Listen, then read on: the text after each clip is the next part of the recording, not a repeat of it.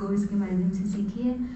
और उस 15 मिनट में जब ये कोर्स बाबा ने दिया, हमने इसको फॉर्मुलेट किया, इसको 2 फेजेस में बांटा, उसके बाद की ट्रेनिंग्स हुई और आज 100 से ज़्यादा बच्चों ने ये कोर्स कर लिया है ऑनलाइन।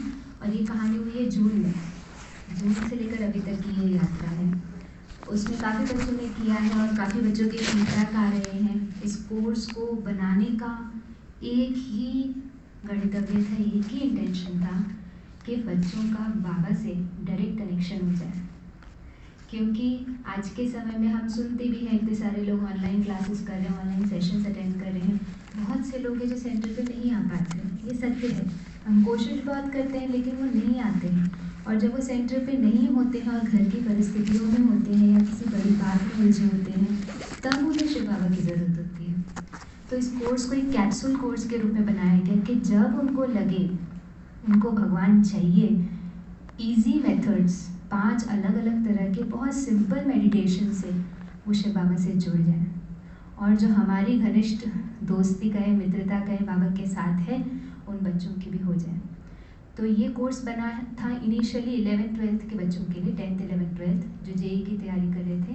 लेकिन उसके बाद इस कोर्स के अंतर्गत कई सारी चीज़ें आ गई। तो आज के समय में हम ये course adolescents, that is below 18 and then above 18 जो कि यूथ है, और वर्किंग प्रोफेशनल्स के लिए हम ये कोर्स कराते हैं। ये 5 दिन का कोर्स है। इस कोर्स का, जैसे मैंने आपको बताया, 2 फेजेस में डिवाइडेड है। इससे पहले कि हम कोर्स को, थोड़ा सा भाई जी इसका आवाज़ बढ़ा देंगे, इससे पहले कि हम कोर्स की डिटेल में जाएं, कुछ बातें इस कोर्स की एक्सपेक्टेशंस में बाबा ने हमें सेट करके दी थी, जो मैं आपके साथ शेयर करती हूँ। पहली एक्सपेक्टेशन है कि हमें ये नहीं बताना है कि हम उनको राजयोग मेडिटेशन सिखा रहे हैं। जागरूकता फैलानी है जीवन में एक संतुलित जीवन जीने की, बैलेंस्ड लाइफ जीने की। क्योंकि हम बोलते हैं मेडिटेशन सिखाएंगे, तो मेडिटेशन को लेकर के कई सारी भ्रांतियाँ हैं, मिथ्स हैं, जिसके कारण वो लोग मेडिटेशन सुनते ही भाग जाते हैं। लेकिन उससे पहले अगर हम उनको बोलें कि आपको एक बैलेंस्ड लाइफ लीड करना है, और उस बैलेंस लाइफ को लीड करने के कारण, निवारण, सब यहाँ हम बात करेंगे, लेकिन उसकी ज़रूरत है। और उसमें मेडिटेशन एक टूल की तरह काम करता है, एक औजार की तरह काम करता है। यूजुअली, आप प्लीज़ बुरा मत मानिएगा, लेकिन जब हम कोई भी जिज्ञासु सेंटर पे आता है, तो हमारे, क्योंकि हमारे जीवन में बाबा ने योग को हमारा प्रथम नंबर 1 प्रायोरिटी दिया, राइट। फर्स्ट चीज़ जिस पे हमें ध्यान देना वो योग है। हमारे जीवन का एम ऑब्जेक्टिव योग करके लक्ष्मी नारायण बनना है। लेकिन जो हमारे पास आ रहा है, ज़रूरी नहीं है वो उसका भी जीवन में यही ऑब्जेक्टिव हो। तो उनको बोलते हैं आपका ऑब्जेक्टिव कुछ भी हो सकता है, आप फर्स्ट आना चाहो, आप कुछ भी करना चाहो जीवन में, उसमें मेडिटेशन एक औजार की तरह काम आता है। तो क्या होता है, प्रेशर कम हो जाता है। गोल में अगर मेडिटेशन आ जाएगा, अगर हमने बोला हम सांस ही माउंट एवरेस्ट पे जाके लेंगे, तो पता नहीं कब पहुंचेंगे, तब तक तो शरीर ही छूट जाएगा।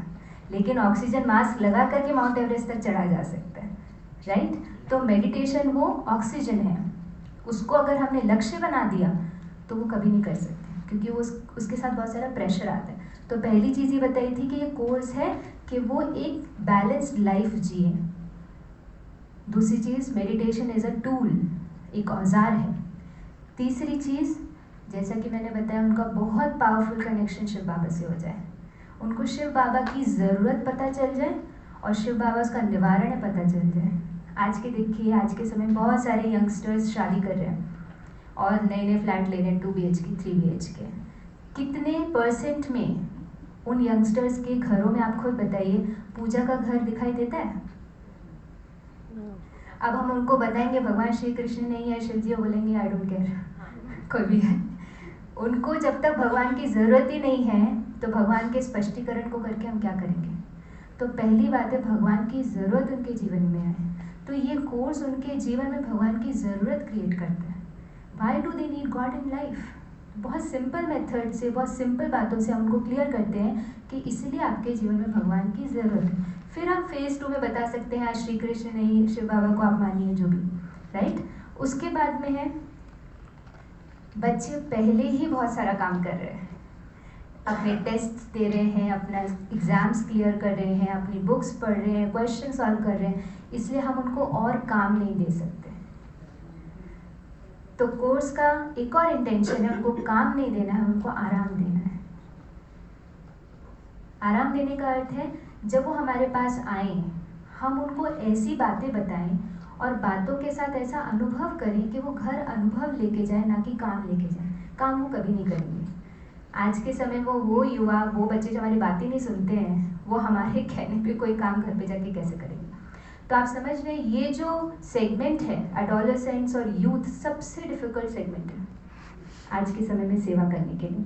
और उनकी सेवा करनी है तो उनके हिसाब से ही हमें उनको अप्रोच करना पड़ेगा, राइट। तो हमें उनको काम नहीं देना है, उनको क्या देना है, आराम देना है। ओके, नेक्स्ट इज उनको छोटी छोटी ज्ञान की बातें बताएंगे। आज की सेशंस में या आने वाले सेशंस में, आज हम 2 सेशन कवर करेंगे और लास्ट डे पे कल हम 3 सेशंस कवर करेंगे। इन सेशंस के माध्यम से हम उनको ज्ञान नहीं समझा रहे हैं, थोड़ा बहुत बाइट साइज जितना उनसे डाइजेस्ट हो जाए। भाई जिसकी आवाज़ ऊपर नीचे हो रही है, तो उनको हजम हो जाए, सिर्फ इतना ज्ञान देना है। हजम करके वो हुआ ज्ञान जो उनका खून बन जाए, यहाँ तक हमें उनको लेके जाना है। तो ज़्यादा ज्ञान देने से वो भाग जाते हैं, फिर क्वेश्चंस भी बहुत सारे होते हैं, फिर वो कोर्स कभी ख़त्म नहीं हो पाता। ठीक है, अगला चीज़ है, इसलिए बेबी स्टेप्स हैं, हमें छोटे छोटे कदम लेने हैं और उनको उनकी गोल को अचीव करने के लिए बहुत सिंपल मेडिटेशन टेक्निक्स देनी है। उनका गोल हमें नहीं बदलना है। जब उनको दिखेगा, उनके जीवन में योग आएगा, शिव बाबा आएगा, ऑटोमेटिक बाबा प्रेरणा से उनका ध्यान कहाँ से कहाँ पहुँचाना है कर देगा। ये खुद मैंने भी मेरे जीवन यात्रा में देखा है, क्योंकि मैं भी उसी एज से, उन्हीं ग्रुप के बीच में से आई हूँ। आज मेरे जितने भी दोस्त हैं, सब लोग गूगल और पता नहीं कहाँ US UK में नौकरियाँ कर रहे हैं। उनको भी मैं अगर ये बात बताती हूँ तो देश है हमारा ये गोल नहीं है, आप इसको हमारा लक्ष्य नहीं बनाओ। तो हमें उनके लक्ष्य में उनको हेल्प कर सके, छोटी छोटी चीज़ें, उनका स्ट्रेस एंग्जाइटी इरेडिकेट कर सके, वो हमारा लक्ष्य है। कुछ कोर्स का कंस्ट्रक्ट मैं आपको बता देती हूँ। जैसे कि मैंने बताया 2 फेजेस में है। First phase is outreach. मैं आपको ये क्यों बता रही हूँ, क्योंकि कई बार ऐसा होता है हम सोचते हैं वो हमारे सेंटर पे आए, वो नहीं आएंगे, हमें उन तक जाना ही पड़ेगा, है ना। और उन तक जाने के लिए हम 5 दिन का कोर्स ले जा नहीं सकते।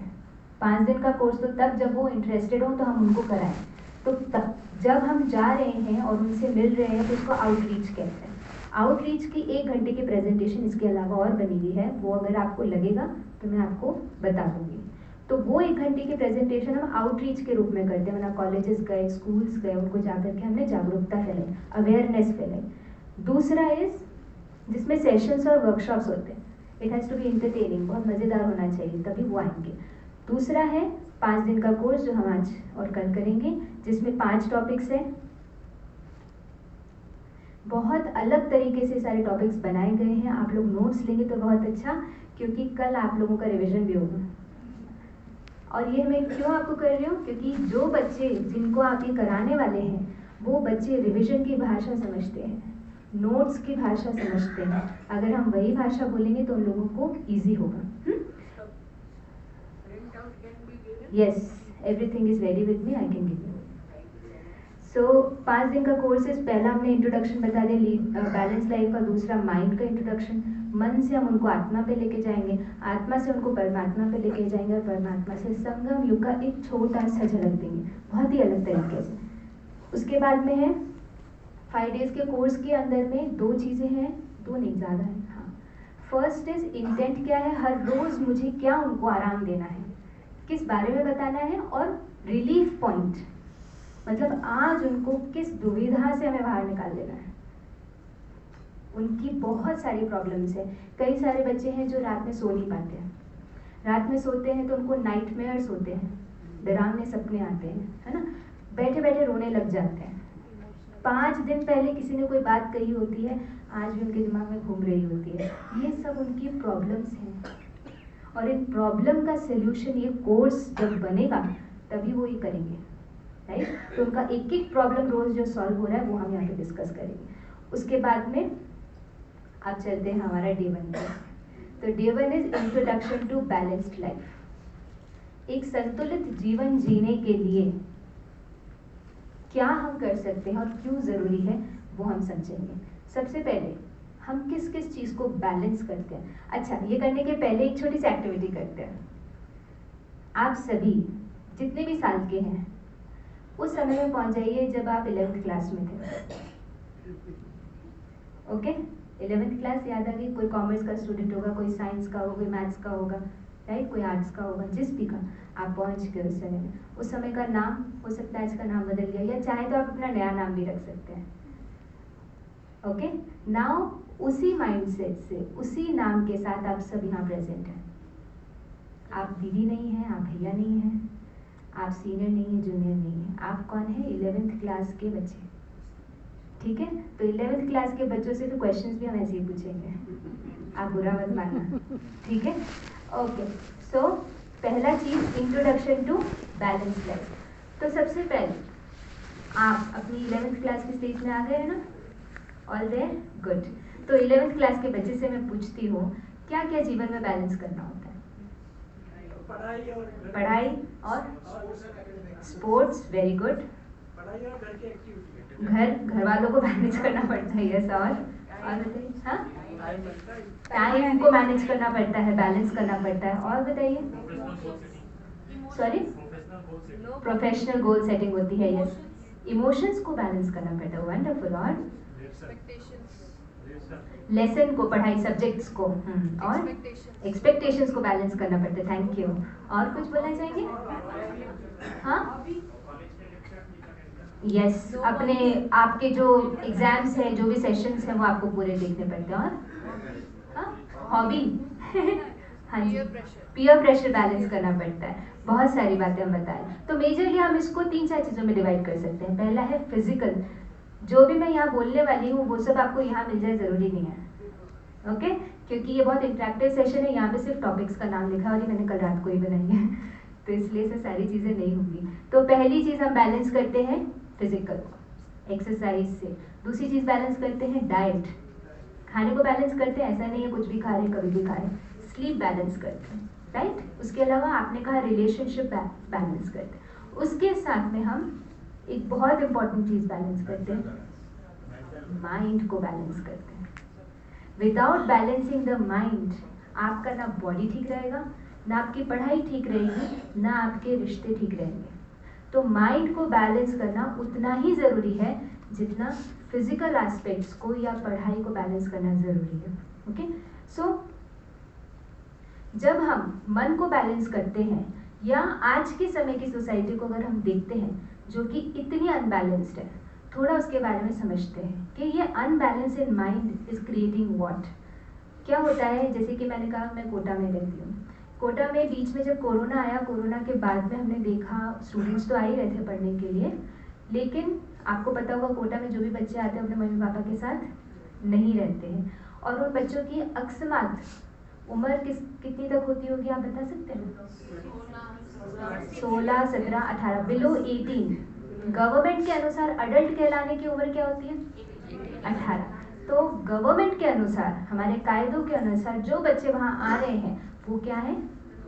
नाबालिग हैं, बिलो 18 है, they are not adults. But let's look at their life. एक समय के लिए उसका देखते हैं, उसके दिनचर्या देखते हैं। वो सुबह उठता है, अपने आप उठता है अलार्म लगा करके, ठीक है, तैयार होता है अपने आप, देखता है कपड़े मेरे सही हैं नहीं है, कौन से पहनना है, क्या करना है, सब वो करता है। चादर घड़ी हुआ है नहीं हुआ है, डोंट केयर, निकल जाता है। खाना देखता है, खाना पसंद का है नहीं है, खाना है खाता है। फिर कोचिंग जाता है, रास्ते में 5 जनों ने कुछ बोल दिया, दोस्तों ने कुछ बोल दिया, उसको सहन करता है। फिर कोचिंग जाता है, पढ़ाई करता है, आता है, होमवर्क करता है। बीमार हो गया तो कोई नहीं है। जब हॉस्पिटल जाता है, बेड पे होता है, जब उसके ड्रिप लग रही होती है, तो उसके पड़ोस में पता है कौन खड़ा होता है? उसका दोस्त। जहाँ कौन खड़ा होना चाहिए था? पेरेंट्स को। तो आज ये बच्चा बिलो 18 है, अडल्ट नहीं है, लेकिन कौन सा जीवन जी रहा है? अडल्ट जीवन जी रहा है। और क्या फर्क होता है अबव 18 या बिलो 18 में? मैच्योरिटी। वो बच्चा जो अबव 18 है, या मान लीजिए 20 साल के ऊपर है, उसमें थोड़ी अकल है, थोड़ा उसको समझ है कि कैसे अपने आप को ठीक रखना है, क्या करना है, दोस्तों से कैसे बात करनी है, किस पे भरोसा कर सकते हैं, किस पे नहीं कर सकते हैं, किसकी बात सुननी है, किसकी बात नहीं सुननी है। थोड़ा बहुत होश में है, लेकिन 18 साल से छोटा बच्चा इनोसेंट है, उसको कुछ नहीं पता। इसीलिए आज के समय में कोटा में एक बहुत बड़ी इंडस्ट्री बूम कर रही है। हाँ, एलन तो है ही, उसके अलावा ड्रग इंडस्ट्री, ड्रग कार्टल्स, आप सोच नहीं सकते इतना कोटा में है। क्यों? क्योंकि ये बच्चे बहुत मासूम हैं। 2 दिन किसी के साथ दोस्ती करेंगे, उसको अच्छा दोस्त मान लेंगे, अच्छा दोस्त मान लेंगे तो जो वो खिलाएगा पिलाएगा सब हो गया, राइट? तो आपको मैं ये बताना चाह रही हूँ कि ये अनबैलेंस्ड सोसाइटी कहाँ आ गई है आज, जहाँ एक बच्चे को सुरक्षित 18 साल तक 19 साल तक अपने पेरेंट्स के साथ रहना चाहिए था। उनके पेरेंट्स को डिसाइड करना था उसको क्या खाना है, उसके कपड़े क्या होने चाहिए, कपड़े धुले हैं नहीं धुले हैं, कमरा साफ है या नहीं है, सब चीज़ का ध्यान कौन रखते हैं? पेरेंट्स। वो सब काम आज के समय में कौन कर रहा है? एक छोटा बच्चा। सो this is unbalanced life and unbalanced society. अब ये सारा प्रेशर किसके ऊपर जा रहा है? बच्चे के ऊपर तो जा रहा है, और बच्चे में माइंड। कौन है जो ये सारा प्रेशर ले रहा है? कौन है जो ये सारे एक्सपेक्टेशंस को मैच करने की कोशिश कर रहा है, दिन रात मेहनत कर रहा है पढ़ाई के साथ साथ? कौन है? उसका मन। अब मन की हालत ऐसी हो गई है जैसे कि एक पेंडुलम। कैसे? एक तरफ उसको बोलते हैं ये कर, और वो करता क्या है? अगर पेंडुलम को मैं एक कोने में लेके जाके छोड़ दूं तो क्या होगा? दूसरे कोने में जाएगा। कितना ऊपर जाएगा? जितना यहाँ था। ये मैं क्यों बता रही हूँ आपको? क्योंकि बच्चे ये भाषा समझते हैं, फिजिक्स की भाषा। ओके? जितना वो यहाँ ऊपर गया है लेफ्ट में, उतना ही ऊपर वो राइट में जाएगा। जितने फोर्स से हमने उसको यहाँ छोड़ा है, उतना ही वो यहाँ तक जाएगा। उतनी काइनेटिक एनर्जी, पोटेंशियल एनर्जी, सारी चीज़ें जब उनको बोलते हैं तो उनको क्लिक होता है। ओके? तो मैं कहती हूँ बाहर जाना है, मन कहता है नहीं। मैं कहती हूँ पढ़ना है, मन कहता है घूमने चलो। तो दिन रात क्या हो रहा है? मन किसकी तरह ऑसिलेट कर रहा है? पेंडुलम की तरह। लेकिन अगर इस मन को, पेंडुलम को संतुलन में लाना है तो कौन सी जगह है? एकदम इक्विलिब्रियम। अब ये जो इक्विलिब्रियम है, जहाँ पर पेंडुलम खड़ा है, आपको क्या लगता है? ये खड़ा ही है, बस यही हो रहा है यहाँ पे। इसका मतलब अगर मैं इक्विलिब्रियम पे आ गई, बच्चे के हिसाब से सोचें, अगर मैं इक्विलिब्रियम पे आ गई तो मेरी लाइफ तो बोरिंग हो जाएगी, कोई एक्साइटमेंट ही नहीं है। क्या करूँगी मैं यहाँ आके? राइट? कुछ मज़ा आना चाहिए ना, कुछ तो होना चाहिए। So then we explain them कि आप लोगों को पता होगा, एक इक्विलिब्रियम को अंडरस्टैंड करने के लिए 2 लिक्विड्स, लिक्विड होते हैं मतलब पानी, तरल पदार्थ, 2 तरल पदार्थ को हमने साथ में रख दिया, और बीच में एक सेमी परमेबल मेम्ब्रेन, जैसे कि कपड़ा हो गया, कुछ भी, जिसके थ्रू लिक्विड इधर उधर जा सकता है। सपोज करो एक में इंक डली हुई है और एक में पानी डला हुआ है। थोड़े समय के बाद क्या होगा? मैंने इसे छोड़ दिया तो क्या हो जाएगा? मिक्स हो जाएगा। और मिक्स होने के बाद क्या होगा? नई चीज तैयार होगी। उसके बाद क्या होगा? उसके बाद क्या होगा? जब सब कुछ हो गया, सेटल हो गया, सब बराबर हो गया, अभी क्या होगा? ये कपड़ा नीला हो जाएगा।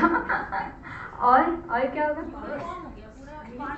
यूनिफॉर्म तो हो गया। उसके बाद यस, मूवमेंट। कभी भी कोई बताना चाहेगा? फिजिक्स वाला है यहाँ पे? हाँ,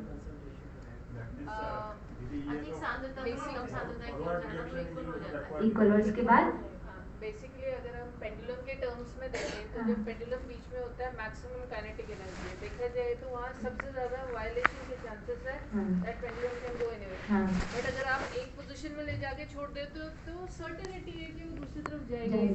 yes. So when you say equilibrium, it means that you have maximum number of chances to get disturbed. Okay. Maximum number of chances. Okay, yes, to maintain that it is difficult. Yes, it is very difficult. Yes, but what happens when you leave 2 liquids? अगर हमने 2 liquid को रख दिया और बीच में कपड़ा डाल दिया, थोड़े समय के बाद उन दोनों की कॉन्सेंट्रेशन इक्वल हो जाएगी। नीला जितना यहाँ था उतना यहाँ होके बराबर हो जाएगा। लेकिन अगर हम उस कपड़े को देखेंगे ना, वहाँ पर अभी भी एक्सचेंज हो रहा होगा, कभी भी मूवमेंट बंद नहीं होता है। ओके, तो इसको कहते हैं रेट ऑफ चेंज इज 0।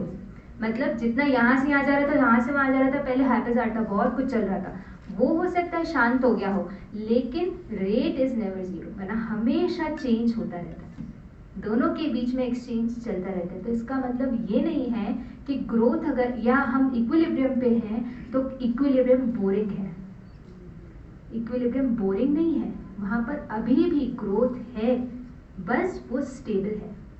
जैसे कि अगर हम समझें स्टेबल ग्रोथ, ओके, जैसे कि अगर हम समझे अफगानिस्तान, आप में से किस किस को अफगानिस्तान के बारे में पता है? जानते हैं ना, सुना होगा देश का नाम? तालिबान। ओके, सो अफगानिस्तान में क्या चल रहा है आज के समय में, न्यूज़ पता है उसकी? पिछले 5 साल क्या चला, उससे पिछले 10 साल अमेरिका छोड़ के चला गया सब, पहले रशिया था, हाँ हाँ, पर क्या चलता है वहाँ पे ज़्यादातर? आतंकवाद है, लड़ाइयाँ हैं, वॉर है, राइट? अफगानिस्तान के अंदर कब से वॉर चल रहा है? बहुत साल हो गया, 20 साल से, यस, 20 साल से उस जगह पे वॉर चल रहा है। सोचिए 20 साल से वहाँ पर लड़ाई चल रही है। इस 20 साल से जब लड़ाई चल रही है तो इसका कॉन्सिक्वेंस क्या हुआ है, इसका रिजल्ट क्या हुआ? सत्यानाश हो गया। ओके, डिस्ट्रक्शन हुआ, और कौन बताएगा? आदत पड़ गई, लड़ाई की आदत पड़ गई।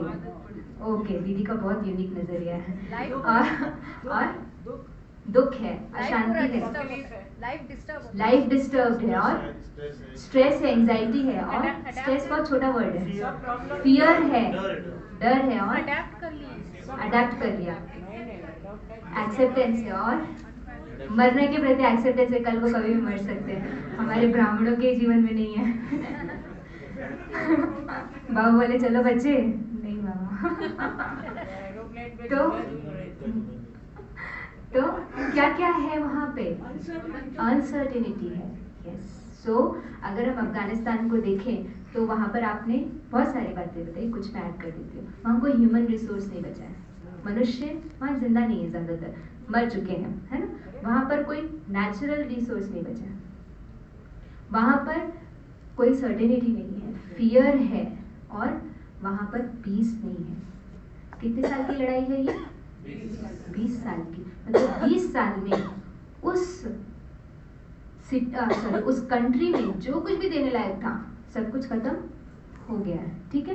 अभी भी देते हैं, अभी भी वहाँ पर बढ़ रहा है, ओके। लेकिन अब इसको हम थोड़ा देखते हैं अपने जीवन से।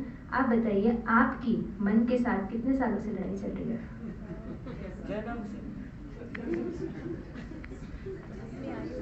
Unique no? कब से लड़ाई चल रही है? जब से पैदा हुए। कितने साल तो बताइए। आप अपनी एज बता दीजिए। चलो शुरू के 10 साल में हटा देते हो। 60 साल से 20 साल में ये हाल है, 60 साल में क्या होगा? आपके अंदर की हर शक्ति खत्म हो चुकी है, कंप्लीटली इरोडेड, कोई पावर नहीं है। इसका मतलब ये नहीं कभी थी नहीं, लेकिन किसने खत्म करी? और हमारे अंदर ग्रोथ की जगह, आज आपको अफगानिस्तान में कोई मॉल दिखेगा, सिनेमा हॉल दिखेगा? नहीं, वहाँ ज्वेलरी मिलती है, डायमंड बहुत अच्छे मिलते हैं अफगानिस्तान में, ड्राई फ्रूट्स मिलते हैं, कुछ नहीं दिखेगा। कुछ समय पहले जब डीमोनेटाइजेशन हुआ था, उसके थोड़े समय पहले हमारे यहाँ पर इन्फ्लेशन, बहुत भयंकर इन्फ्लेशन आया था। 2008-9 की बात है। उसके बाद मेरी जॉब लगी थी। यस, मोर वायलेंस। सो 2008 में जब इन्फ्लेशन आया था, उसके बाद में हम सोचते थे, क्योंकि हम तो बच्चे थे, कॉलेज में तब गए थे, तो समझना शुरू किया था भाई इकोनॉमी का क्या होता है। तो मैं अपने जूनियर्स, अपने सीनियर्स से पूछती थी, भाई इन्फ्लेशन इस तरह से चलता रहा तो क्या होगा? तो बोलते हैं दीदी थोड़े समय में, मैम बोलते हैं वहाँ तो, मैम वॉर होएगा या पैसे नहीं बचेंगे, आपको अच्छी अच्छी कंपनी प्लेसमेंट के लिए नहीं आएंगे, बड़ा बड़ा पैकेज नहीं मिलेगा। मीनिंग आपकी कंट्री ग्रो करना बंद कर देगी। सो जब वहाँ ग्रोथ नहीं है, वहाँ क्या चल रहा है? सर्वाइवल। जिंदा रहने के लिए वहाँ पर मेहनत की जा रही है, ग्रोथ के लिए नहीं की जा रही है। तो आज जो हमारा मन इतना एक्सट्रीम में काम करता है, left right left right left right, वो ग्रोथ के लक्षण नहीं है। ऑल्दो एक्साइटमेंट होना, ये सब दुनिया में बहुत अच्छी पब्लिसिटी मिलती है इस चीज़ को, करना चाहिए राइट। लेकिन हम उनको समझाते हैं, आप ये बात आप समझिए, हम जो उनको बता रहे हैं 99% मोटिवेशनल स्पीकर्स ये बात नहीं बोलते हैं, ये इसका उल्टा ही बता रहे हैं, मोटिवेट करने की कोशिश करते हैं, लेकिन हमें उनको सत्य बताना है राइट, कि आप भले ही कितना भी ज़्यादा एक्सट्रीम में जाने का सोचो, मुझे ये जॉब अचीव करनी है, ये करना है, यस करना है, वी आर नॉट सेइंग नहीं करना है, लेकिन it has to be in your growth mode. Growth mode मतलब वहाँ वायलेंस नहीं होना चाहिए, लड़ाई नहीं होनी चाहिए। ओके, सो हमारा जो सर्वाइवल मोड ऑन है, तो अब दिखता है किस तरह से हमारा मन है, ये क्या चल रहा है। तो आपका मन आपका दोस्त है या बन गया लेकिन जो हमारे पास आते हैं उनका मन दोस्त नहीं होता है। कौन है मन? दुश्मन। And hence we need meditation. Okay, अगर हम ऐसे ही मेडिटेशन उनको दे देते हैं तो कहते हैं हमें जरूरत नहीं है। Now we have created the need कि जब तक आपका मन संतुलन में नहीं होगा, आपके जीवन में हिंसा होगी। आप अगर फर्स्ट भी आ रहे हो ना, तभी भी फर्स्ट आपका मैक्सिमम पोटेंशियल नहीं है। अगर मेरा एक हाथ मेरे दूसरे हाथ से लड़ाई कर रहा है, किसकी जीत हो रही है? लेफ्ट हैंड है कोई यहाँ पे? Left handed? ओके, अच्छा आप लेफ्ट हैंडेड है, ओके, राइट हैंडेड बाकी सारे। सो राइट हैंड आपका पावरफुल है ना, तो लेफ्ट और राइट की हम लड़ाई करा देते हैं। कौन जीतेगा? कौन सा हैंड जीतेगा? Right, left. जो लेफ्ट है उनका लेफ्ट और जो राइट है उनका राइट। किसी और को कोई आंसर दे? किसकी जीत हो रही है? एक्चुअल में दोनों हार रहे हैं, क्योंकि हाथ किसके हैं? मेरे। राइट, तो भले ही मेरा लेफ्ट हैंड बहुत पावरफुल हो या राइट हैंड बहुत पावरफुल हो, अगर वहाँ लड़ाई है तो मेरे पोटेंशियल का डिक्रीमेंट हो रहा है, और वहीं अगर दोस्ती है तो इंक्रीमेंट हो रहा है। So that is the idea we need to understand कि मन को बैलेंस करना क्यों ज़रूरी है, ताकि हमारे जीवन में ये लड़ाई जो निरंतर चल रही है, कब तक लड़ना है? आजीवन लड़ना है? नहीं, कहते हैं ना इंसाफ तो हक तो लड़ने से ही मिलता है, इंसाफ तो बिना लड़े मिलता नहीं है। फिर कैसे करेंगे? So we are giving them a new thought, new way to live a life. Okay, so that is why we need meditation. आज हम जो भी यहाँ पे बताएंगे, this is Rajyoga meditation. Why Rajyoga meditation? Meditation में भी कौन सा मेडिटेशन हमें सीखना है? राजयोग मेडिटेशन। राजयोग मेडिटेशन से रिलेटेड कई सारी बातें हम इस कोर्स में करेंगे। इस कोर्स के अंतर्गत हम कई सारी बातें करेंगे। कैसे राजयोग मेडिटेशन अन्य मेडिटेशन से डिफरेंट है। सबसे पहला एस्पेक्ट जो अभी तक हमने किया, इतनी सारी हमने बातें करी, व्हाट वाज इट? हम जो बातें कर रहे थे, मन को जानने सब करे, क्या कर रहे हैं हम यहाँ पे? What are we sharing with each other? Interaction कर रहे हैं, रिफ्लेक्शंस विच कैन इंफॉर्मेशन, दोस्ती बना रहे हैं, ओके, नीड जनरेट कर रहे हैं, ओके, और उनके मन को भाप रहे हैं। उनके मन को भाप रहे हैं। First thing which we are doing is we are educating them. What are we doing? Educating. हमें मन को दमन नहीं करना है, क्या करना है? सुमन करना है। Important thing. दुनिया के हर मेडिटेशन और जिसमें हम जाते हैं, समझते हैं, और ये हम सोचिए हम पब्लिकली ये सारी चीज़ें नहीं कर रहे। 5 दिन का कोर्स मीनिंग वो हमारे पास आया है, हम उसके पास नहीं गए, ओके, वो राजयोग मेडिटेशन सीखने के लिए हमारे पास आया है। हम सेंटर के सेफ इन्वायरमेंट में बातें करें तो हम यहाँ पर सारी चीज़ें उनको बता सकते हैं, हठ योग राजयोग को कंपेयर कर सकते हैं। तो हठ योग में हठ का अर्थ ही होता है, हाँ जी, हाँ, यस,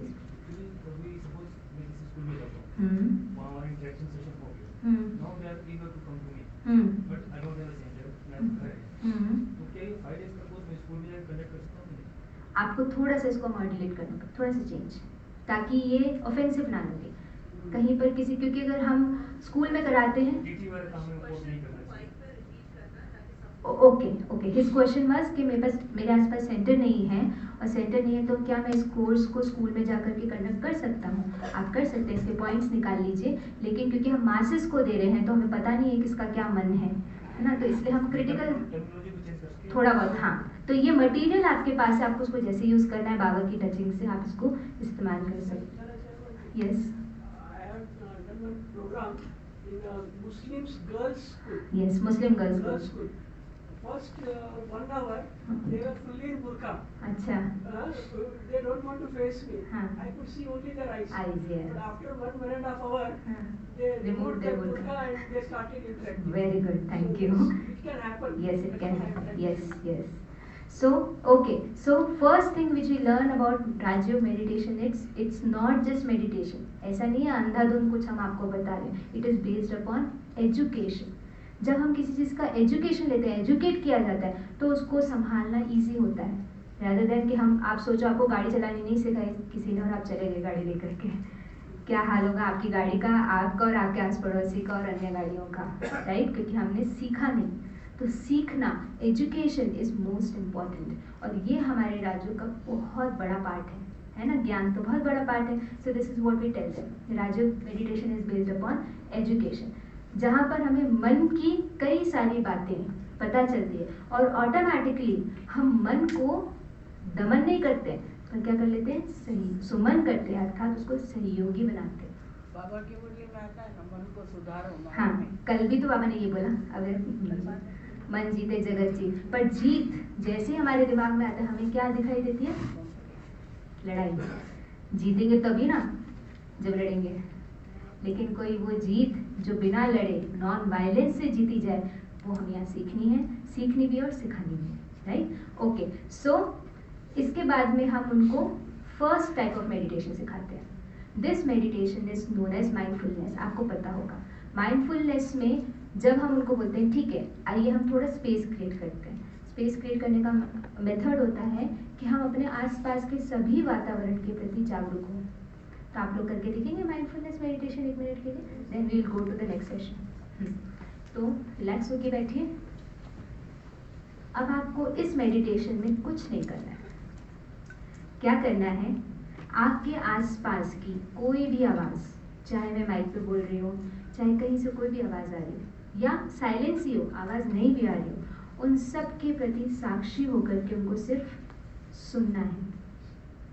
कुछ भी कमेंट नहीं करना है कि सही है गलत है. I don't have a perception. Without perception, बिना किसी नजरिए के 2 मिनट हम करके देखते हैं.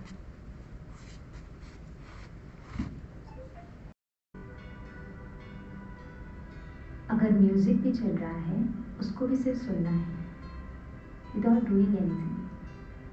अगर माइक से आवाज़ भी आ रही है उसको भी सिर्फ सुनना है.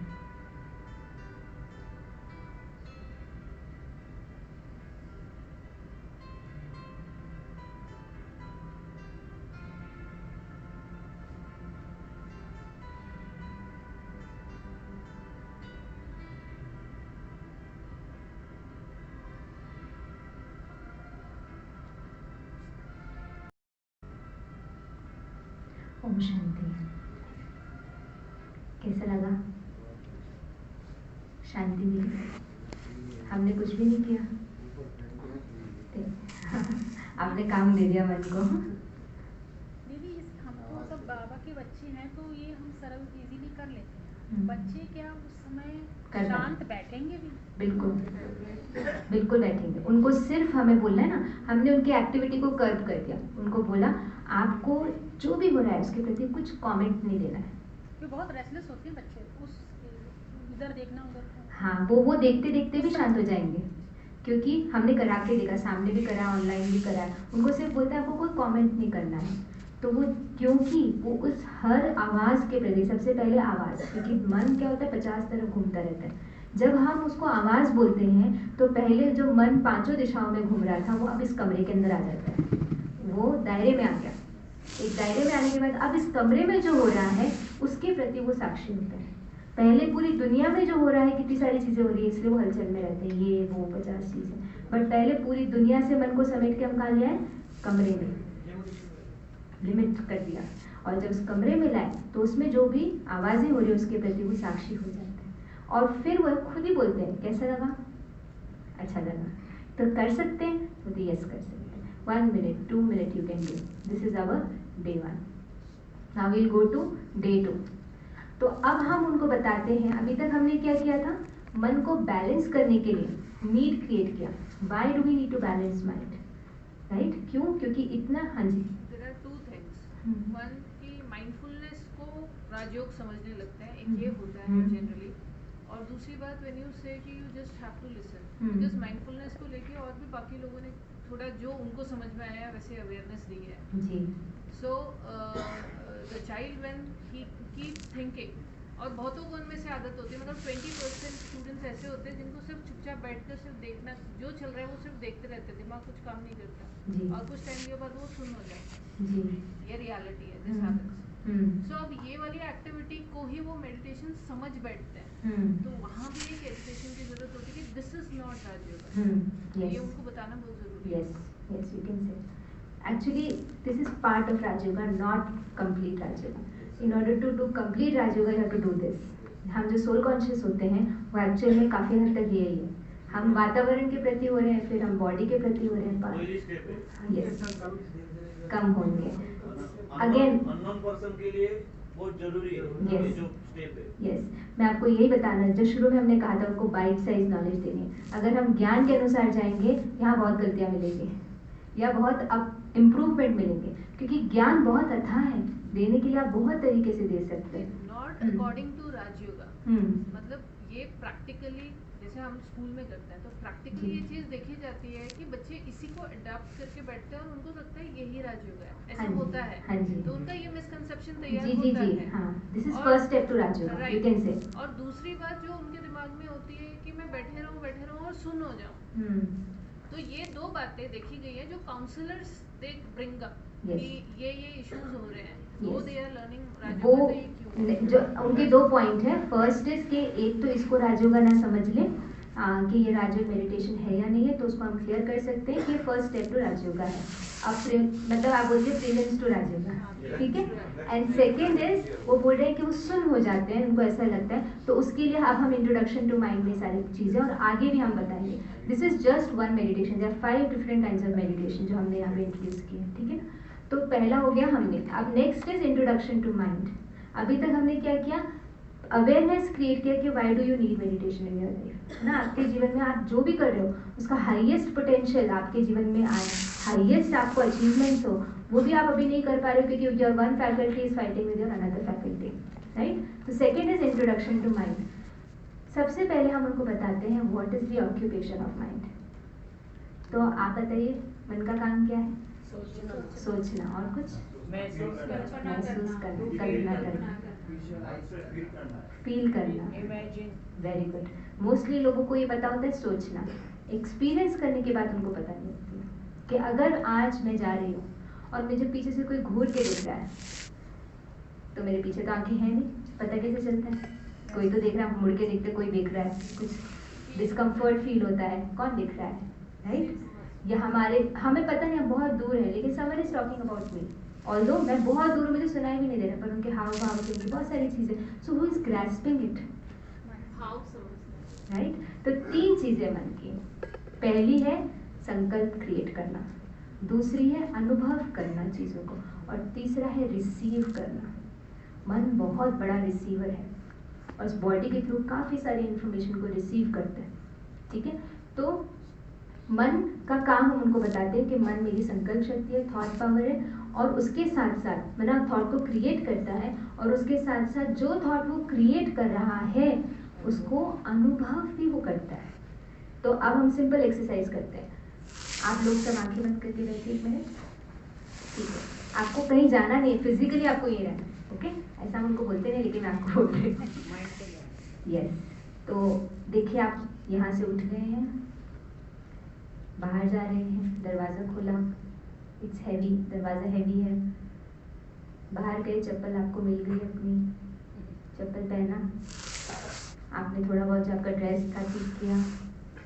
अब आपने डिसाइड किया कि आप लिफ्ट से जाएंगे नीचे, आप लिफ्ट में चढ़ गए, लिफ्ट से नीचे गए, बाहर गए, आपने व्हीकल लिया, या आपको जो भी आपका शहर के लिए आपको ट्रेन लेना है, जो भी लेना है आपने वो लिया, आप अपने घर के पास पहुंच गए, घर की रोड पे आप जा रहे हैं, और रोड पे जाते हुए वो जगह जहाँ सबसे ज़्यादा कचरा है उसको आप क्रॉस कर रहे हैं, गंदगी है, वहाँ जाकर के आपने बहुत गहरी सांस ली,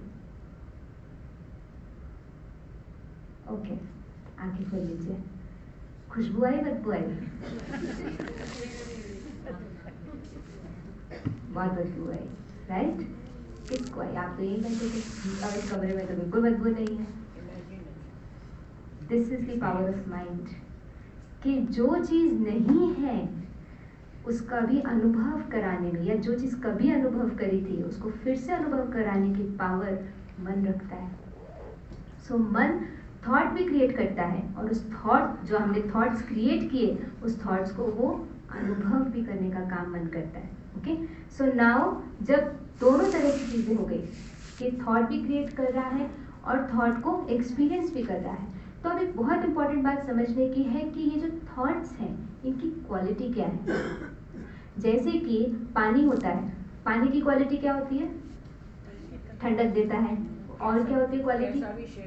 कैसा भी शेप ले सकता है, हाँ, ट्रांसपेरेंट होता है खुद से, और हर रंग में मिल जाता है, सॉल्वेंट अच्छा है, और ऊपर से नीचे आता है। और 100 डिग्री के ऊपर पानी का क्या होता है? 100 डिग्री के ऊपर बर्फ जम जाती है, बॉयल हो जाता है, स्टीम। पानी अपना चेंज कर लेता है प्रॉपर्टीज को, राइट? और 0 डिग्री के नीचे वो जम जाता है। अब मैं चाहे यहाँ हूँ, चाहे रशिया में हूँ, चाहे चाइना में हूँ, क्या पानी की प्रॉपर्टी बदलेगी? हर जगह ये सेम है, राइट? उस तरीके से थॉट की भी प्रॉपर्टी है। और सबको पता होगा ये साइन लिखा है आप लोगों ने, प्रोपोर्शनैलिटी साइन। प्रोपोर्शनैलिटी साइन के माध्यम से हम समझेंगे कि हमारे जो क्वालिटी ऑफ थॉट्स है, सॉरी, जो क्वांटिटी ऑफ थॉट्स है, हमारे मन में कितने थॉट्स चल रहे हैं, वो इनवर्सली प्रोपोर्शनल है क्वालिटी ऑफ थॉट्स के। Why this? ये क्यों बना है? क्योंकि बच्चों को ये भाषा समझ में आती है, इक्वेशंस समझ में आती है। तो इसके अनुसार अगर मेरी क्वांटिटी ऑफ थॉट्स बहुत ज़्यादा है, मतलब नंबर ऑफ थॉट्स बहुत ज़्यादा है, तो इसका मतलब क्या हुआ? मेरे थॉट्स की क्वालिटी कैसी है? खराब है। और अगर नंबर ऑफ थॉट्स कम है तो मेरे थॉट्स की क्वालिटी कैसी है? अच्छी है। दिन भर में बताइए किस क्वालिटी के थॉट्स चल रहे हैं? इनवर्सली प्रोपोर्शनल, मतलब अगर ये बढ़ेगा तो ये घटेगा, और ये बढ़ेगा तो ये घटेगा, मतलब उल्टा रिश्ता है। मैं हाँ करूंगी वो ना करेगा, ऐसा, ठीक है? तो quantity of thoughts is inversely proportional to quality of thoughts. अब आप बताइए दिन भर में हमारे मन के थॉट्स की क्वालिटी कैसी है? अच्छा, क्वालिटी समझ में ये नहीं आ रही है तो ये बताइए, आप दिन भर में जो खाना खा रहे हैं, मतलब कि जो आप देख रहे हैं, सुन रहे हैं, बोल रहे हैं, उसकी क्वालिटी कैसी है? आप कौन सी क्लास में हैं अभी? भूलेगा नहीं। अभी आप बीकेस नहीं है, ज्ञानी नहीं है, अभी आप 11 साल के बच्चे हैं, सॉरी 11वीं में बच्चे हैं, मतलब कि आप 16-17 साल के बच्चे हैं। यस, तो अब बताइए आज के समय के 16-17 साल के बच्चों के दिन भर का खाना मन का कैसा है? आज के गाने कैसे हैं, आज के कपड़े कैसे हैं, आज का रहना सहना सब कुछ कैसा है, उसकी क्वालिटी कैसी है? पुअर है। तो ऑटोमेटिक क्वांटिटी क्या हो जाएगी? ये थॉट्स की प्रॉपर्टी है, इसको कोई डिनाई नहीं कर सकता। हमारे बाबा ने भी ये बात बोली, राइट? तो ये प्रॉपर्टी ऑफ थॉट्स जो है, इसके कारण हमारे दिन भर के थॉट्स इतने चलते। और मोस्टली अगर देखा जाए तो जो दुनिया है वो किस पे काम करती है? Quantity of thoughts. आपका दीदी किस पे काम करती है? हमारी क्वांटिटी ऑफ थॉट्स कैसे हो जाए? संकल्प भी नहीं चलनी चाहिए, मेडिटेशन में बैठा तो एक भी थॉट नहीं आना चाहिए। यही एक्सपेक्टेशन होता है लोगों का। मेडिटेशन उनको बोलते करो तो क्या बोलते हैं? दीदी मेडिटेशन में तो बहुत थॉट्स चलते हैं। कहाँ थॉट्स नहीं आने चाहिए, पर थॉट्स बहुत चलते हैं, तो हम कैसे मेडिटेशन करें? तो पूरी दुनिया किस पे काम कर रही है? क्वांटिटी ऑफ थॉट्स पे। और राजीव मेडिटेशन काम करता है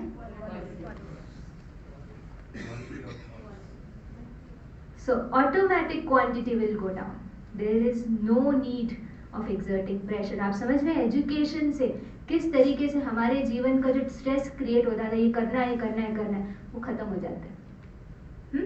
तो हम काम करते हैं क्वालिटी ऑफ थॉट्स पे। सुचिंतन करिए, अच्छा चिंतन, अच्छा खाइए, अच्छा देखिए, तो ऑटोमेटिक आपकी क्वांटिटी ऑफ थॉट्स कम हो जाएंगे। तो इससे अब हमें पता चलता है कि ऑल्दो हमने जो फर्स्ट चीज़ देखी थी जिसमें हमने कहा था Rajyoga meditation is education based, second thing is Rajyoga meditation में कंसंट्रेशन एम नहीं है, रिजल्ट है।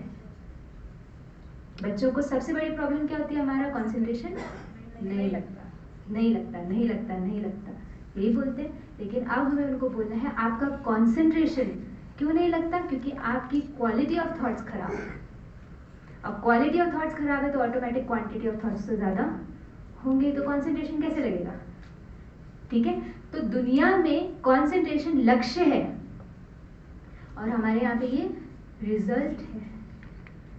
अनअचीवेबल चीज को आप अचीव करने जाओगे तो असफलता ही मिलेगी, विधि से ही सिद्धि है। सिद्धि के पीछे भागोगे, विधि नहीं अपनाओगे तो सिद्धि कभी भी नहीं मिलेगी। वही तो करता है ना भक्ति मार्ग में, तो हुआ नहीं, राइट। तो सेकंड चीज हम जो क्लियर करते हैं वो है कि राजयोग में कंसंट्रेशन रिजल्ट है।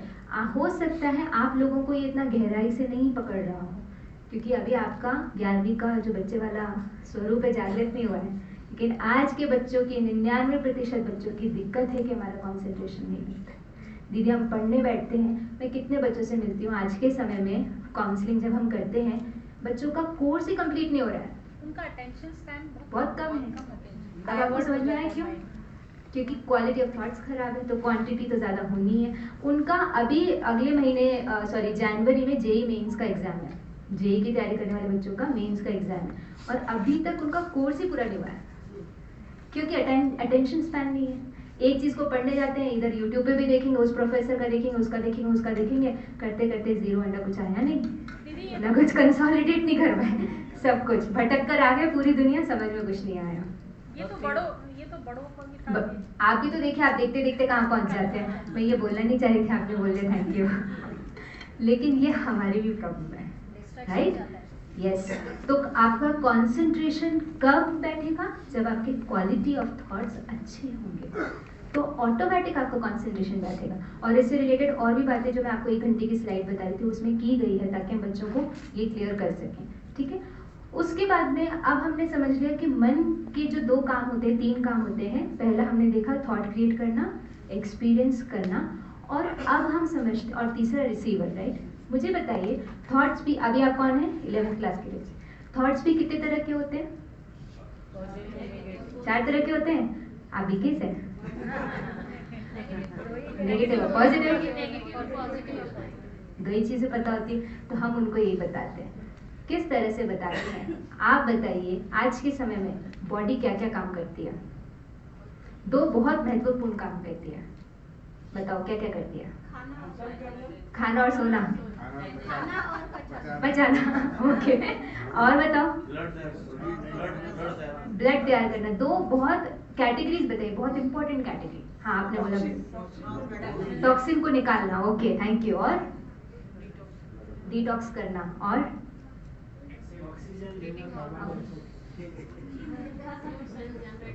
न्यू सेल्स जनरेट करना, ओके। सो 2 चीजें बताती हूँ आपको, इसको कंसोलिडेट करते हैं, ठीक है।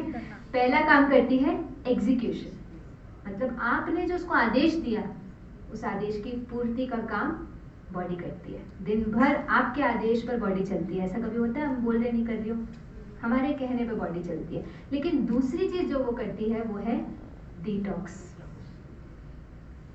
राइट। खुद की सफाई करती है।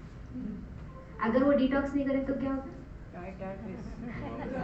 एक दिन एक्सक्रीशन नहीं हुआ, स्वेटिंग नहीं हुआ, ब्लड प्यूरिफाई नहीं हुआ, ऑक्सीजन कार्बन डाइऑक्साइड मतलब एक्सेल नहीं किया, ऑक्सीजन इनहेल नहीं किया, तो क्या होगा? ड्रामानुसार ओम शांति। उसी तरीके से जिस तरह से बॉडी ये 2 काम करती है, मन 2 तरह के थॉट्स रचता है। पहला है एग्जीक्यूशन थॉट्स, हम इसको कॉम्प्लिकेटेड नहीं कर रहे, 4 नहीं बता के 2 ही बताते। पहला एग्जीक्यूशन, आपने जो सोचा उसको करने में आपकी मन मदद करता है, जिसको हम कहते हैं बुद्धि का थॉट आया और मन ने उस पर काम किया, किस तरह से, राइट। तो मन आपको एग्जीक्यूट करने में हेल्प कर रहा है। दूसरा, वो अपने आप को डिटॉक्स करता है। अच्छा, अब अगर मन डिटॉक्स कर रहा है, बॉडी किस तरह से डिटॉक्स करती है? हमने देखा स्वेटिंग करती है, एक्सक्रीशन करती है। ब्लड प्यूरिफिकेशन करती है, CO2 को एक्सेल करती है, ये बॉडी डिटॉक्स करती है। मन डिटॉक्स कैसे करता है? सो करके मन डिटॉक्स करता है, लेट गो करके डिटॉक्स करता है। ओके, और फर्स्ट थिंग, एक सेकेंड, इससे पहले क्या आगे बढ़े, ट्रैफिक कंट्रोल। ओम शांति। तो हम प्रश्न पूछ रहे थे कि मन डिटॉक्स कैसे करता है? बोलकर ट्रैफिक कंट्रोल से डिटॉक्स करता है, मेडिटेशन से। यस, भूल कर दीदी ने कहा ना। ब्रीदिंग एक्सरसाइज से डिटॉक्स करता है। ओके, और मित्रों से डिटॉक्स करता है। वेरी गुड, आप उस थॉट को होल्ड करिएगा। हाँ, स्पोर्ट्स एक्टिविटी से मन डिटॉक्स करता है। हाँ, ओके, वेरी गुड। रोते हैं तब डिटॉक्स करता है। वंडरफुल। आप सोचिए डिटॉक्स कैसा दिखाई देता है। स्वेट बहुत सुंदर होता है, कि खुशबू बहुत अच्छी आती है। लेटर राइटिंग से, आउटबर्स्ट से। वंडरफुल, आप लोग सब समझ पा रहे हैं। मन डिटॉक्स करता है ओवर थिंकिंग से। यस, मन का detoxification is over thinking. What is over thinking? Over thinking क्या है? वो हर एक चीज जो डाइजेस्ट नहीं हुई है उसको बाहर निकालने की प्रक्रिया है। ठीक है, जो चीज आपसे सहन नहीं हो रही है, समाई नहीं जा रही, जो चीज एडजस्ट नहीं कर पा रहे हो, डर है, चिंता है, भय है, वो मन संकल्पों के द्वारा ही तो आपको बताएगा। मन कौन है? बाबा ने क्या बताया? मन कौन है? बच्चा है। और दूसरा पद भी दिया है मन को, मंत्री है। और मंत्री का काम क्या होता है? इन्फॉर्म करना। हाँ जी, यस, थैंक यू। मन इन्फॉर्म करता है। किसको इन्फॉर्म करता है? राजा को करता है। आकर के हमें बताता है ये सारी प्रॉब्लम्स हैं। Right, that is what. अब आज के समय में जो बच्चे आ रहे हैं वो ओवर थिंकिंग से प्रताड़ित है। They are unable to control their mind. और उनको आप बोलोगे ना अच्छे थॉट करो, अच्छे थॉट करो, वहां बह रहा है बड़ा सा नाला और आप कह रहे हो नहीं नहीं आप साफ पानी लाओ, लाओ उसमें पानी लाओ, पानी लाओ, साफ पानी लाओ। कहाँ से आएगा? है ही उनके पास क्या? नाला। बहुत अच्छा होता है पीने में पानी नाले का, सूंघने में। राइट, जब बॉडी का डिटॉक्स इतना गंदा दिखता है तो मन का डिटॉक्स भी गंदा ही दिखता है। Okay, so overthinking is not a disease, please understand, it is a symptom, there is a disease. कहीं कोई दिक्कत है, वो ओवरथिंकिंग, हमारा मन जो दिन भर चल रहा है वो हमें बताता है। ओके, नाउ अगर मन अपने आप को ये सारी चीजें क्यों करता है? आज अगर मन मंत्री हमें ये सारी बातें नहीं बताए, सपोज करिए बॉडी टॉक्सिन्स निकालना बंद कर दे, तो क्या होगा?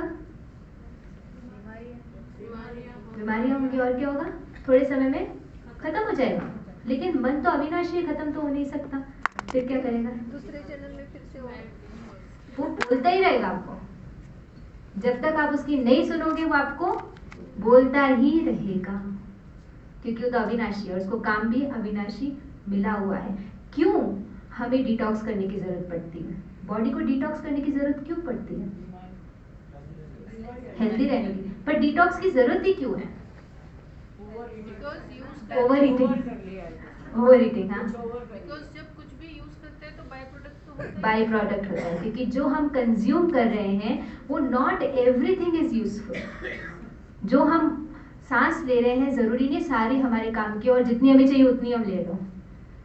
हमेशा हम जो जिस प्रकृति में है, जहाँ पर भी हमेशा हम जो कंज्यूम कर रहे हैं उसमें कुछ ना कुछ नेगेटिविटी जरूर होती है। उसको निकालने की प्रक्रिया है डिटॉक्सिफिकेशन। ठीक है, दूसरी चीज, बॉडी के अंदर टॉक्सिन्स हैं। अगर उस टॉक्सिन को वो रख के बैठ जाएगा, पॉइजन को रख के बैठ जाएगा, तो बॉडी थोड़े समय में काम करना बंद कर देगी। तो मन क्यों डिटॉक्स करता है फिर? क्योंकि सेम रीजन, जो भी वो देख रहा है, सुन रहा है, बोल रहा है, कंज्यूम कर रहा है, हर चीज उसके काम की नहीं है। एक बात बताइए, जब आप शांति का अनुभव किया आपने सपोज 1 मिनट में, क्या कभी भी उसको लेके ओवर थिंकिंग होगी आपकी? क्यों हो गया, नहीं होना चाहिए था, कैसे हुआ, नहीं हुआ। किस चीज़ के प्रति ओवर थिंकिंग होती है? ऑटोमेटिक। जो आपसे हजम नहीं हो रही है बात, उसको वो उल्टी करने की कोशिश करता है, बाहर निकालने की कोशिश करता है, बताने की कोशिश करता है, और हम क्या करते हैं? हम क्या करते हैं? सप्रेस करते हैं। We don't listen to it. तो बॉडी जब डिटॉक्स करता है तो मन को भी डिटॉक्स करना जरूरी है। इसमें हमने क्या किया, उनकी बहुत बड़ी प्रॉब्लम को सॉल्व किया है।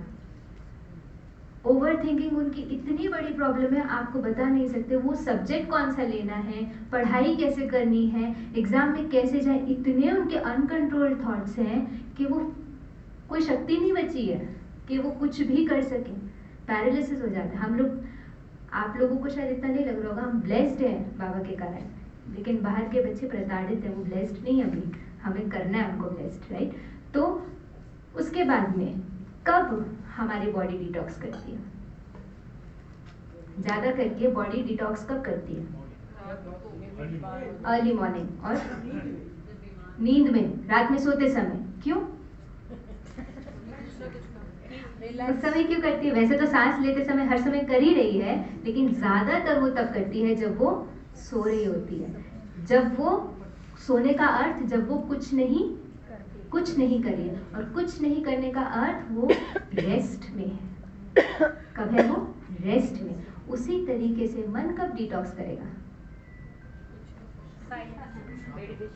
कब करेगा? जब मेडिटेशन में बैठेगा, जब शांत होगा, जब उसको कोई काम नहीं दिया है, तब वो डिटॉक्स करेगा। और कब काम नहीं देते हैं? जब सो रहे होते हैं। तो बच्चों को क्या आते हैं उस समय में? कैसे आते हैं? Nightmares. Because those are the emotions जिनको उन्होंने डिटॉक्स होने नहीं दिया है। वो कब निकलेंगे? निकलना तो उनको है, क्योंकि मन अपना काम करेगा जरूर। उसको अविनाशी काम मिला हुआ है सफाई करने का, वो करेगा। लेकिन अब आप जागते हुए नहीं करने दे रहे हो। जैसे ओवर थिंकिंग होती है, मोबाइल ले लेते हैं, घूमने चले जाते हैं, यूट्यूब पे चले जाते हैं, 50 काम करते हैं, जैसे ही ज़्यादा थॉट्स चलते हैं, वो उसको डिटॉक्स करने ही नहीं देते हैं। तो वो कब करेगा? पकड़ के रात में करेगा। और एक बीमारी होती है स्लीप पैरालिसिस, नाम सुना है किसी ने? आपके साथ हुआ जरूर होगा। नींद में, हाँ ठीक है, वो तो स्लीप वॉकिंग। स्लीप पैरालिसिस किसी ने सुना है? सुना है दीदी ने। और किसी ने सुना है स्लीप पैरालिसिस? जैसे वो दौड़ने की कोशिश करते हैं नींद में, तो वो दौड़ नहीं पाते। कई बार ऐसे होता है, सो रहे होते हैं, कोई बॉडी का हाथ है, ऐसा लगेगा वो भारी हो गया है। भारी हो गया है, ओके ओके। और स्लीप पैरालिसिस? सपने में ऐसा तो नहीं कि बोलना चाहते लेकिन बोल नहीं पा रहे। स्लीप पैरालिसिस होता है जब हम सो रहे होते हैं और जब हमारे बहुत सारे इमोशंस ओवरड्यू होते हैं, हमने क्लीनिंग नहीं करने दी है मन को, तो ब्रेन क्या करता है? बॉडी को स्टॉप बोल देता है। मतलब आप सोते हुए से उठ नहीं सकते हो, आप कितना भी उठना चाह रहे हो वो उठने नहीं देगा। मतलब आप सोते समय जाम हो जाते हैं, बॉडी हिलती नहीं है। हम सोचते उठे उठे उठे, लेकिन आपको उठ ही नहीं पाएंगे आप। ब्रेन उस समय में बॉडी को पैरालाइज कर देता है, एकदम पैरालाइज कर देता है, क्योंकि उस समय बहुत क्लीनिंग हो रही होती है, उस समय बहुत थॉट्स चल रहे होते हैं, बहुत सफाई हो रही होती है, और आप दिन भर करने नहीं दे रहे हो।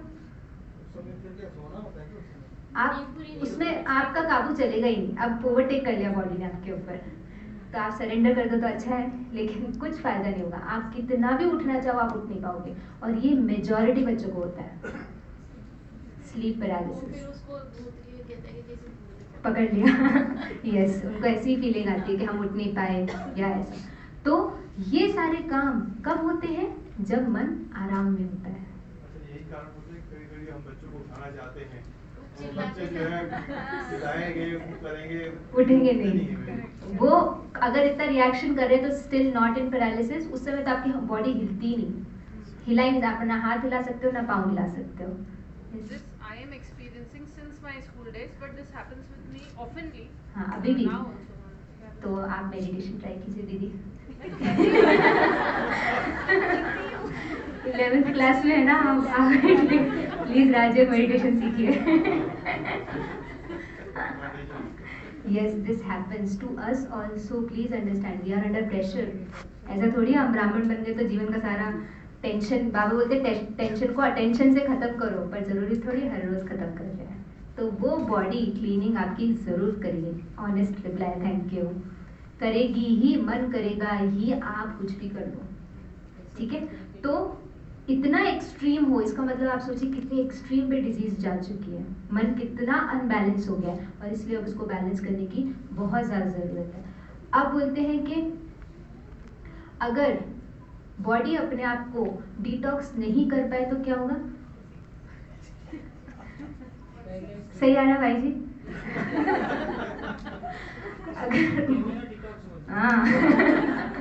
अगर बॉडी अपने आप को डिटॉक्स नहीं कर पाए तो इट विल बिकम डिजीज अर्थात हार्ट अटैक आएगा, कैंसर होगा, बहुत सारी चीजें। डिजीज के कई रूप हमें नहीं पता, मतलब हम जानते हैं, तब हम कहेंगे ये फिजिकली अनबैलेंस्ड पर्सन के लक्षण है, साइकोसोमैटिक डिजीज। लेकिन अगर तभी हम देखें, अगर मन अपने आप को डिटॉक्स नहीं कर पा रहा है तो उसको क्या होती है? स्ट्रेस, एंजाइटी, इसको कहते हैं डिसईज अर्थात अपनी सहज भाव से, स्वभाव भाव से थोड़ा दूर हो जाना। That is what stress and anxiety is. Okay, तो ये टेंशन, उसके लिए हम कह सकते हैं ये किसके ट्रेट्स हैं? मेंटली अनबैलेंस्ड पर्सन के। हम अवेयरनेस क्रिएट कर रहे हैं कि आपको जो हो रहा है उसके होने का कारण क्या है?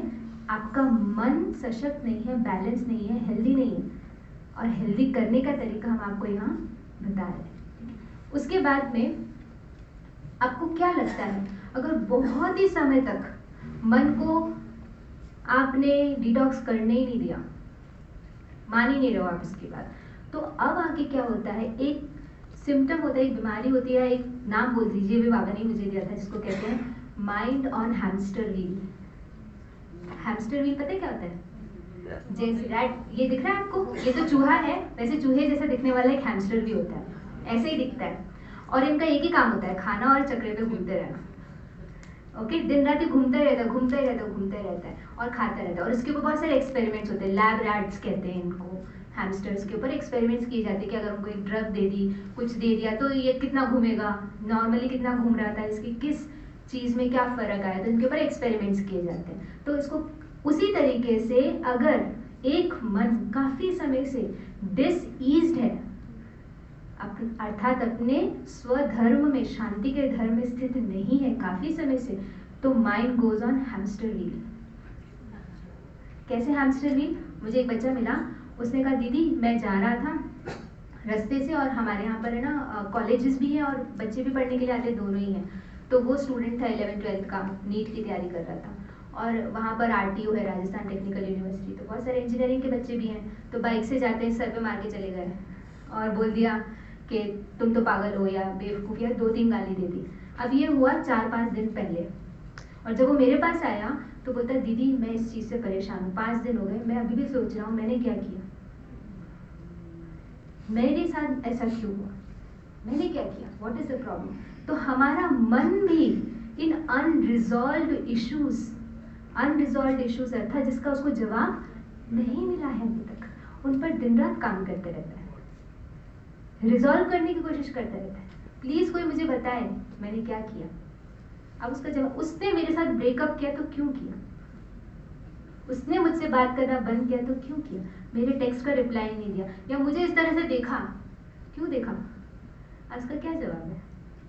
बहुत सारी चीज़ों का हमारे पास जवाब नहीं है, लेकिन हमारे पास वो नहीं हो, मन को क्या चाहिए, आंसर चाहिए राजा से।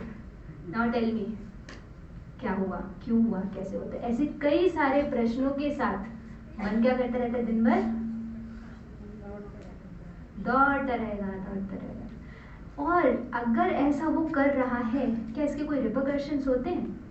जो बच्चा दिन रात यही सोच रहा है, मुझे टीचर ने ऐसा क्यों कहा, मेरे दोस्त ने मेरा फ़ोन नहीं उठाया, मेरी गर्लफ्रेंड ने मुझसे बात नहीं करी, या आज इससे बात नहीं कर रही, उससे बात, व्हाटएवर,